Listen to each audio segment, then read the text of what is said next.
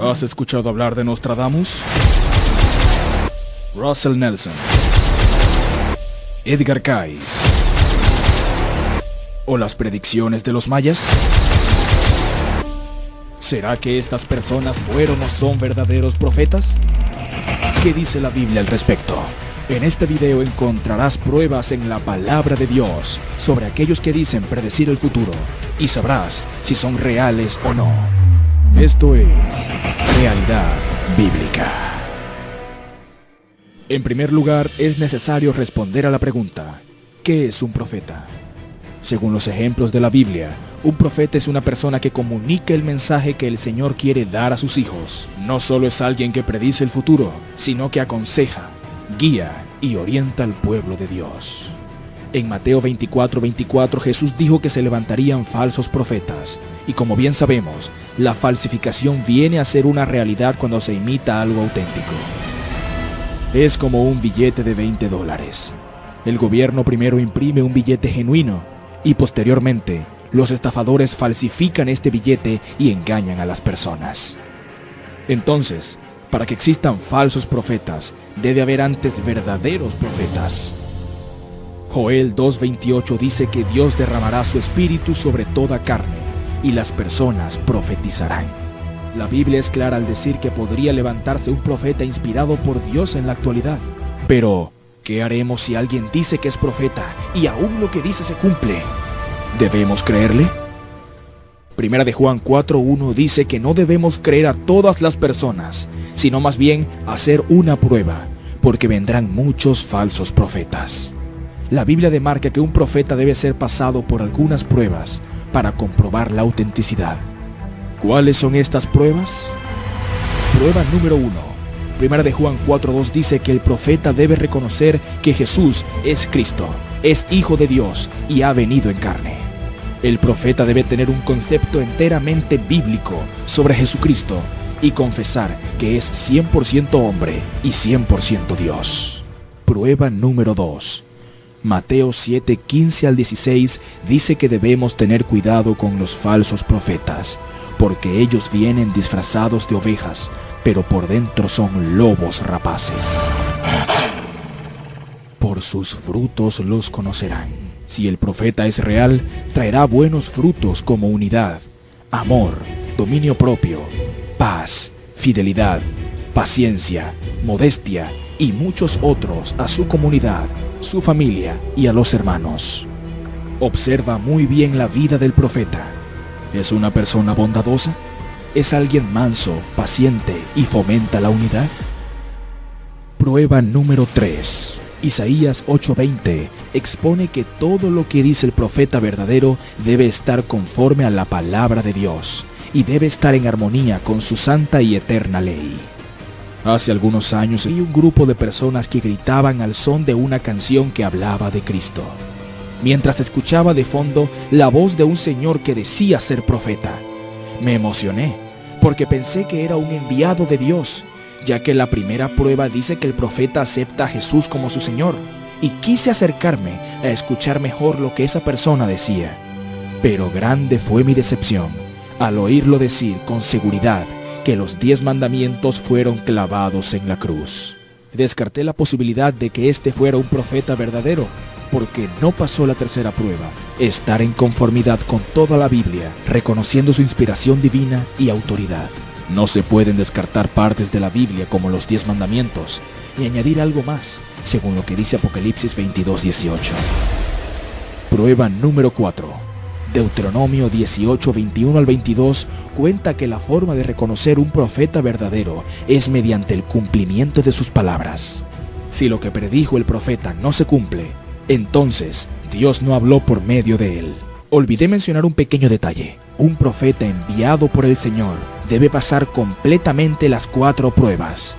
No solo 1, no solo 2, no solo 3. Debe tener las 4 características para poder ser llamado profeta de parte de Dios. Déjenme contarles una pequeña historia. El 26 de noviembre de 1827 nació una niña llamada Ellen Gould Harmon, conocida en español como Elena White. Por complicaciones médicas, solo estudió hasta segundo año de primaria, A la edad de 17 años, en 1844, supuestamente tuvo una visión de parte del Señor y posteriormente revelaciones en sueños y más visiones donde Dios le instaba a predicar su mensaje. A lo largo de su vida, escribió muchos libros donde se aportan consejos sobre la salud, carácter, administración, educación y relación con Dios. También escribió detalles sobre la historia de muchos personajes bíblicos en el Antiguo y Nuevo Testamento. Desarrolló de forma completa consejos para la iglesia, sus ministros y sus miembros, siendo el centro de todo Jesús.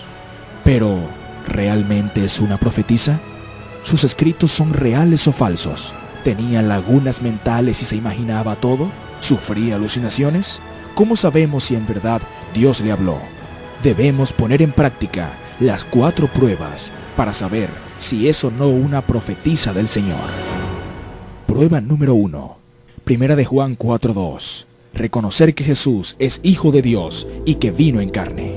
Ella escribió mucho al respecto, pero tomemos un escrito. El Señor Jesucristo, el divino Hijo de Dios, existió desde la eternidad como una persona distinta, y sin embargo era uno con el Padre. Era la excelsa gloria del cielo, era el comandante de las inteligencias celestiales, y el homenaje de la adoración de los ángeles era recibido por él con todo derecho. Prueba número 2. Mateo 7:15 al 20. Por sus frutos los conocerán. Ella escribió mucho al respecto, pero tomemos 2 escritos. En el primero habla sobre los chismes y los comentarios despectivos, afirmando que son pecado. En el segundo escribe acerca de la envidia y la humildad, dejando en claro que el altruismo es una actitud necesaria. De Ellen White se dijo: el carácter de esta mujer era dócil y tímido, completamente dispuesta a ayudar a otros en todo lo que fuera posible. Su interés por el bienestar ajeno iba más allá de lo material y buscaba con fervor que otros conocieran a Cristo para salvación. Prueba número 3. Isaías 8:20. Todo lo que dice el profeta verdadero debe estar conforme a la palabra de Dios. Reconocer que la Biblia es inspirada por Dios y debe estar en armonía con su santa y eterna ley. Ellen White escribió: presentad vuestras pruebas claras y sencillas de la palabra de Dios. Un así dice el Señor es el más fuerte testimonio que podéis presentar al pueblo. Y también escribió: las palabras de la Biblia y de la Biblia sola deben oírse desde el púlpito, pero la Biblia ha sido despojada de su poder, y el resultado se ve en la reducción del tono de la vida espiritual. Citas como estas hay cientos, plasmadas en todos los escritos de Ellen White. La misma afirmaba que la Biblia es la palabra de Dios, que la ley de Dios y los testimonios bíblicos son eternos y que debe ser estudiada toda en absoluto. Prueba número 4. Deuteronomio 18:21 al 22 nos dice que una forma de reconocer a un profeta verdadero es mediante el cumplimiento de sus palabras. Ellen White escribió acerca de la influencia prenatal y posteriormente la ciencia médica confirmó dichas afirmaciones.